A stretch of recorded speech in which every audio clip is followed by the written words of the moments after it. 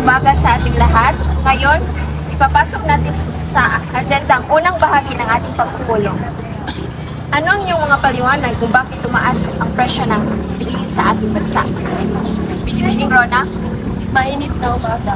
Ang sabi ng mga eksperto, isa sa dahilan ng mga pagtaas ng presyo ay ang pagtaas nila presyo ng langis sa pandating ng merkado.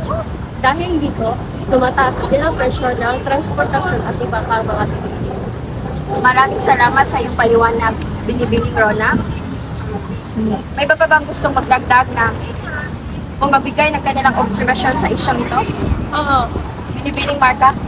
Oo, dagdag ko lang na ang kakulangan din ng supply ng ilang produkto dahil sa mga natural na kalamidad ay nagiging dahilan rin ng pagtaas ng presyo. Napakahalaga ng inyong punto. Mahalaga talaga ang pag-unawa ng mga pangunahing dahilan ng problema ito. Sa susunod na ating agenda, pagtalakayin natin kung paano tayo naapektuhan ng pagtaas ng presyo ng mga bilihin.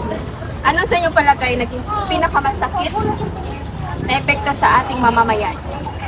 Ibibining Rona? Ako po, napansin ko na lalong nahihirapan ang ating mga kababayan sa mahihirap na kahilingan. Napunuan ang mga pangunahing pangangailangan nila dahil sa pagtaas ng mga bilihin.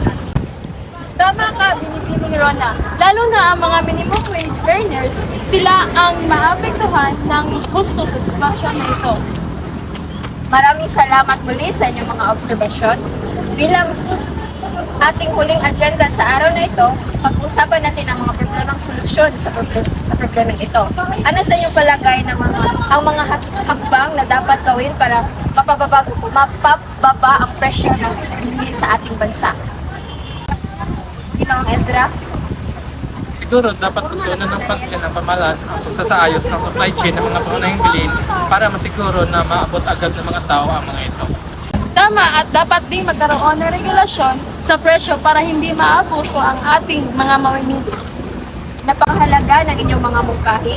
Isasama natin ito sa mga action items para sa susunod nating pagpupulong. Maraming salamat sa inyong pakikilahok sa araw na ito.